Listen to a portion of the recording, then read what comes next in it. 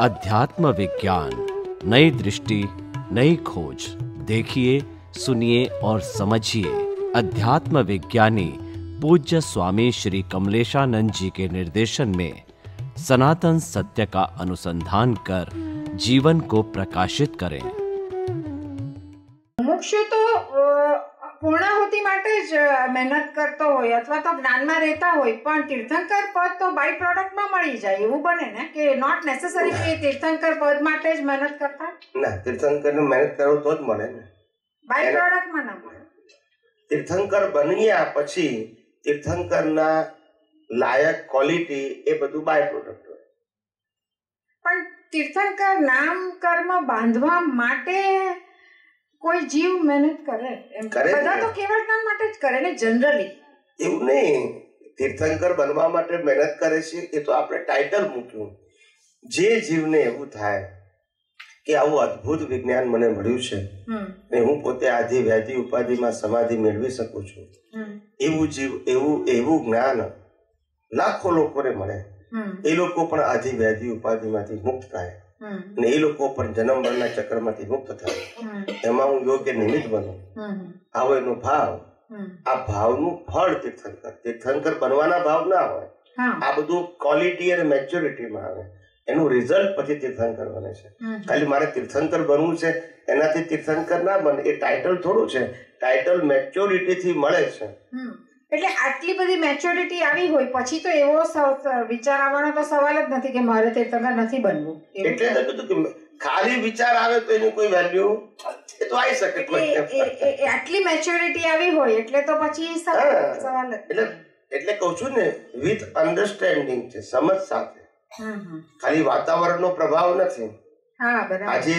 આજે અમે અહીંયા સત્સંગ કરીએ છીએ, બધે ઠેકાને ફરીએ છીએ, બધી પરિસ્થિતિમાં એડજસ્ટ થઈએ છીએ, બધા પ્રશ્નોના લોકોને જવાબ આપવા અને સમાધાન આપવા પ્રયત્ન કરીએ છીએ. આ બધી લેબર વિધાઉટ સેલરી કરીએ છીએ. કેવી કરીએ છીએ? હવે આ લઈને આવ્યા હોય તો જ બને, સમજાય છે? બાકી કોઈને એક દિવસ પગાર ના આપે તો પછી આગળ જાય જ નહીં.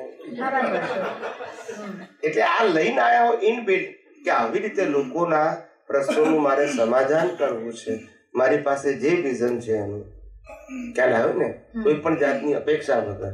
આવું બીજમાં હોય તો જ ફળમાં આવે, નહીતર ના આવે. એમ કહું છું. એટલે તો કીધું કે આ અમારો ઉદય કર્મ છે. શું કહું છું? પુરુષાર્થ નથી, પણ બીજમાં હોય તો ફળમાં આવે ને. એટલે કેટલી ઉચ્ચ ભાવના હોય ત્યારે સંજોગો મળે કે ખાલી મારું ભલું નહીં કરું પણ સાથે બીજા બધા લોકોનું કરું. એટલે એટલી બધી હાઈ કેટેગરી હોય ત્યારે તીર્થંકર નામ કર્મ બંધાય.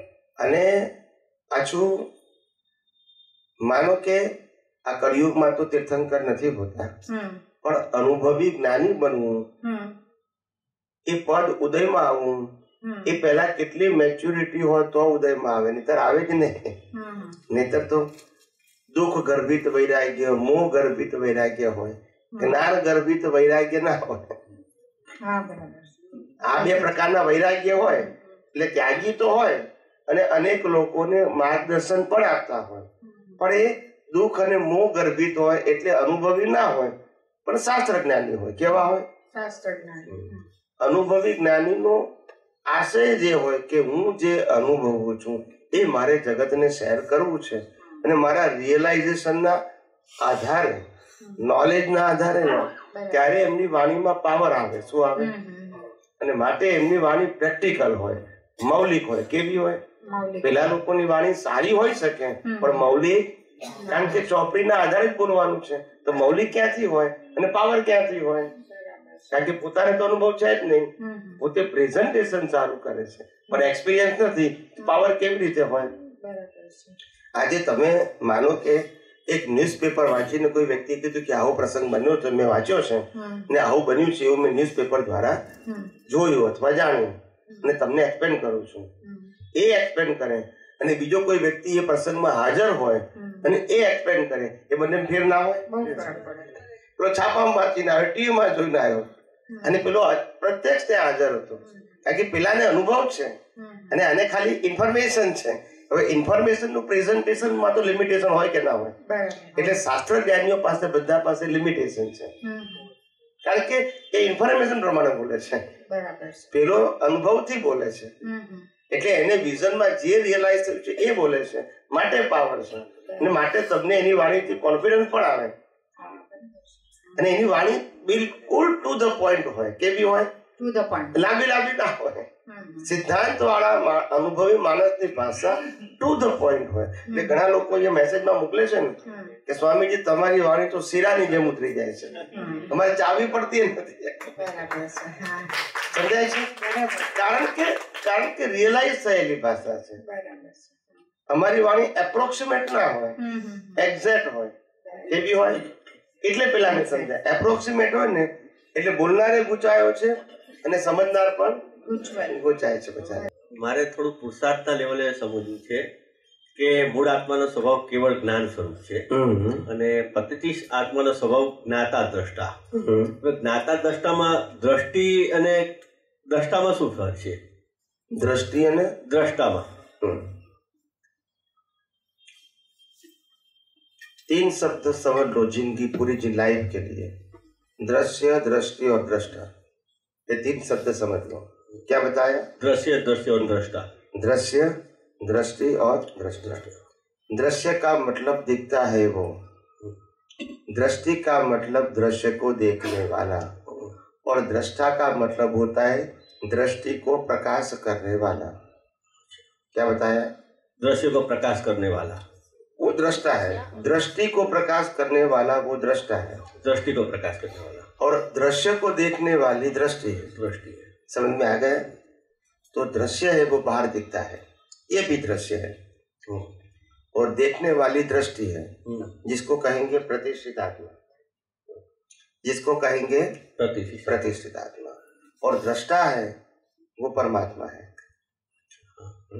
तो परमात्मा के प्रकाश में प्रतिष्ठित आत्मा अपनी दृष्टि के लेवल के मुताबिक दृश्य को देख सकते हैं, समझ सकते हैं. और ज्ञान दर्शन में क्या फर्क होता है? ज्ञान और दर्शन में? ज्ञान दर्शन में, हाँ, ज्ञान का मतलब होता है, वैसे बहुत सारी परिभाषा है, शास्त्रों में भी है और आप्तवाणी में भी है, मगर मैंने ज्ञान दर्शन की परिभाषा विज्ञान के हिसाब से काफी सिंपल कर दी. ज्ञान का मतलब होता है मैं कौन हूँ, वो ज्ञान. अच्छा. और दर्शन का मतलब मेरे अलावा पूरा ब्रह्मांड कैसे चलता है, इसका सैद्धांतिक ज्ञान, इसको कहते हैं दर्शन. तो आत्मा को ज्ञाता दृष्टा बोलते हैं, तो ज्ञान दर्शन उसे बोला नहीं जाता है, ज्ञान और दर्शन नहीं बोला जाता है. आत्मा में ज्ञान दर्शन नहीं है, आत्मा में ज्ञान है. उनकी हाजिरी से जो दिखता है इसको दर्शन कहते हैं. अच्छा, हाँ, हाजिरी में जो वो देखने वाला नहीं है. नहीं है. हाँ हाँ. जैसे सूर्य नारायण का प्रकाश, और प्रकाश की हाजिरी में हमको दुनिया दिखती है, वो दृश्य के रूप में दिखता है, तो वो दृश्य के रूप में देखने वाली दृष्टि है. हाँ. मगर सूर्य नारायण दुनिया को देखते हैं? नहीं है. नहीं है. ऐसे आत्मा प्रकाशक है, और प्रकाशक उस प्रकाश की हाजिरी में प्रतिष्ठित आत्मा दुनिया को जान सकते, समझ सकते, पहचान सकते हैं, अनुभव कर सकते हैं, वो दृष्टि है. हाँ, प्रतिष्ठित आत्मा मतलब हूँ जो खड़ा हुआ है, वो अस्तित्व का जिसको भान हुआ है वो. आज मेरे को कौन सा भान है? मैं शरीर हूँ. हाँ. और फिर दृष्टि मिली तो मैं आत्मा हूँ, मगर आत्मा का भान अभी पक्का नहीं है. शरीर का भान तो पक्का है ही.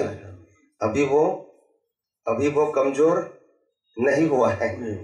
दोनों का ज्ञान तो मिला, मगर कमजोर नहीं हुआ है, क्योंकि अभी अज्ञान नहीं निकला है.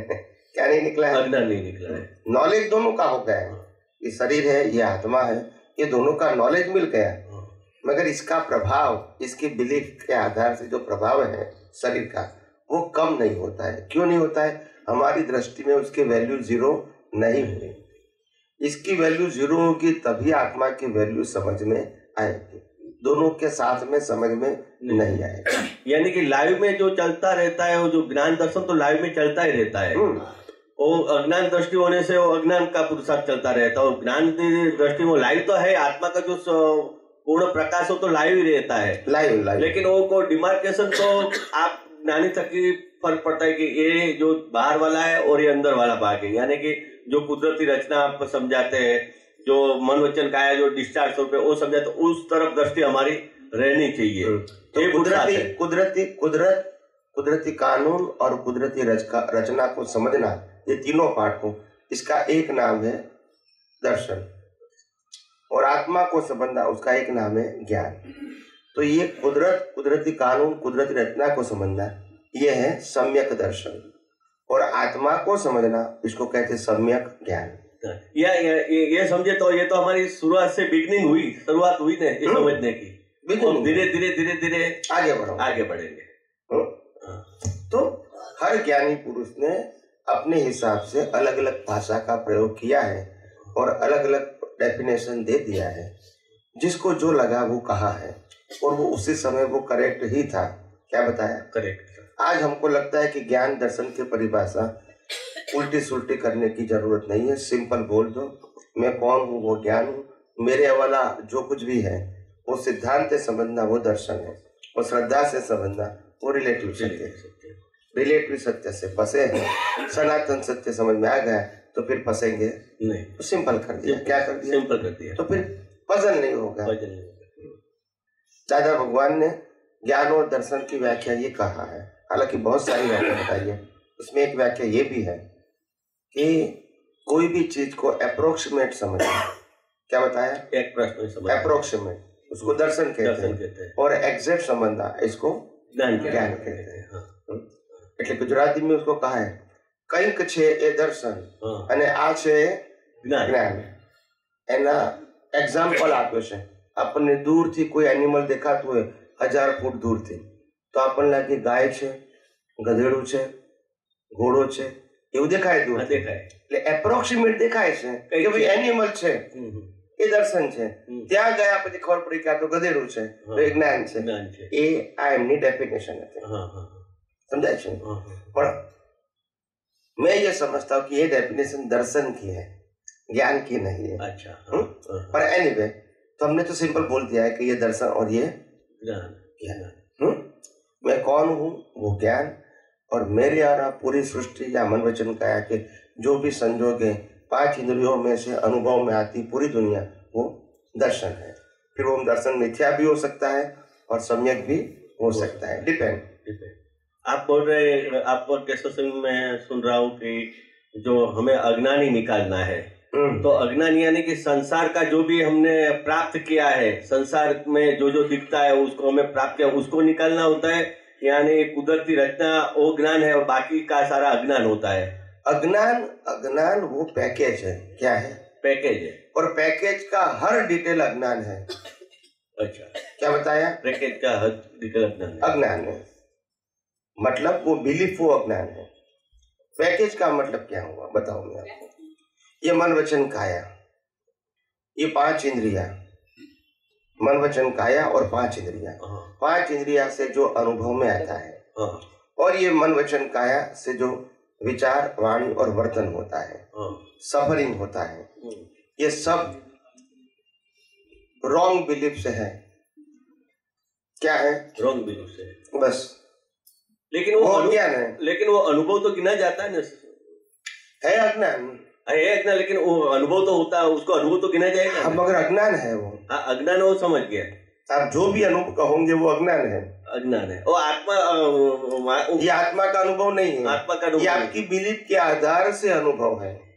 अच्छा, बिलीफ के आधार, वो वास्तविक अनुभव नहीं है। नहीं है, लेकिन मेरे ख्याल से वो स्टेप तो होता ही है ना। स्टेप नहीं है, ये तो रिलेटिव सत्य। तो जब से भी आप बड़े होके जाओगे एज अ ह्यूमन, तो ये तो अज्ञान तो आपको ज्ञान के रूप में मिलेगा। ये अज्ञान को ही दुनिया में इसको ज्ञान कहते हैं। क्या कहते हैं? ज्ञान कहते हैं।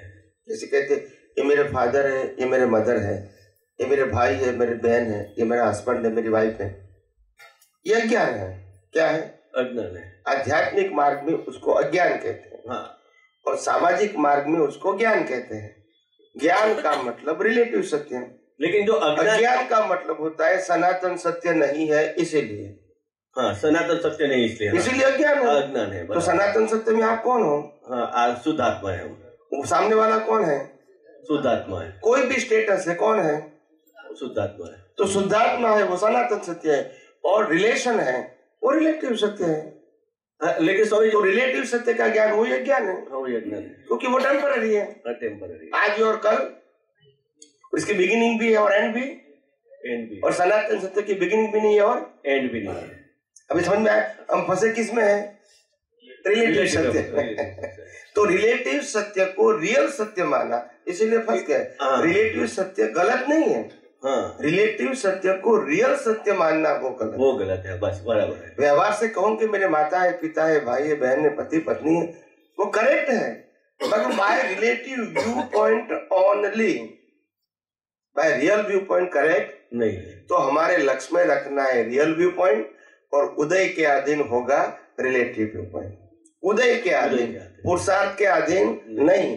बिल्कुल क्लियरली समझ लो, पुरुषार्थ के अधीन तो मैं भी शुद्ध आत्मा हूँ, और सामने वाला जो भी व्यक्ति है वो शुद्ध आत्मा है। पुरुषार्थ के अधीन और उदय के अधीन क्या है? ये मन वचन काया, और उनके साथ मिले हुए कोई भी मन वचन काया वो कुदरती रचना है, और रिलेटिव रिलेशन उसके साथ है। आप समझे ना? तो वो फैक्ट नहीं है और परमानेंट भी नहीं, वो कुदरती रचना के अधीन है। लेकिन यहाँ से एक इंद्रिय से लेकर 5 इंद्रिय तक का जो भी ज्ञान मिलता है इंद्रिय द्वारा, वो तो बट नेचर नहीं है स्वामी जी। वो एक इंद्रिय से 5 इंद्रिय का बट नेचर है, मगर जो बुद्धि होती है वो बट नेचर नहीं है। हाँ। तो मनुष्य में आने के बाद तो पजल है, पहले तो पजल है ही नहीं, पहले तो संज्ञा होता है। 1 से 5 इंद्रिय में उसको गाड़ी बंगला मोटर नहीं चाहिए, मनुष्य में आने के बाद चाहिए। यही तो तकलीफ है। फिर राज देश शुरू होते हैं। फिर पढ़ाई करनी पड़ती है, कमाई करनी पड़ती है, टैक्स भरना पड़ता है, सब जिम्मेदारियां उठानी पड़ती है। वहां तक कुछ भी नहीं है, कोई जिम्मेदारी नहीं, कोई टैक्स नहीं, कोई पढ़ाई नहीं, कोई इनकम नहीं, कोई जिम्मेदारी नहीं। 1 से 5 इंद्रिय तक मनुष्य में आने के बाद शुरू होती है, क्योंकि बुद्धि मिला ना, तो जिम्मेदारी क्या हो गई? बढ़ गई। और सब एक समझ जाता है कि निगोद का वो स्थान कहाँ होता है? निगोद जो जीवात्मा बोलते हैं, जो निगोद में होते हैं, वहां से एक आत्मा मोक्ष में जाते हैं, बाकी वहां से दूसरा निगोद में से व्यवहार राशि में आता है। तो निगोद का अस्तित्व कहाँ होता है? पूरे ब्रह्मांड में ऐसा ही होता ही है? अलोक में। अलोक है वहाँ। ये मैंने 3 डिवीजन लगाया थे ना, आपको मालूम है कि नहीं? नहीं। लोक, अलोक और लोकालोक से प्रसिद्ध क्षेत्र।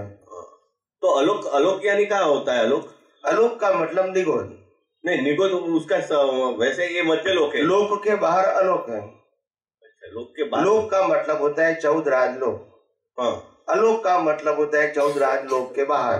अच्छा, बाहर होता है, वहां से आता वो नहीं। बाहर इसीलिए बताया क्योंकि नहीं तो प्रिंसिपल सेट नहीं होगा। अच्छा, सिद्धांत बैठेगा नहीं। सिद्धांत क्या है?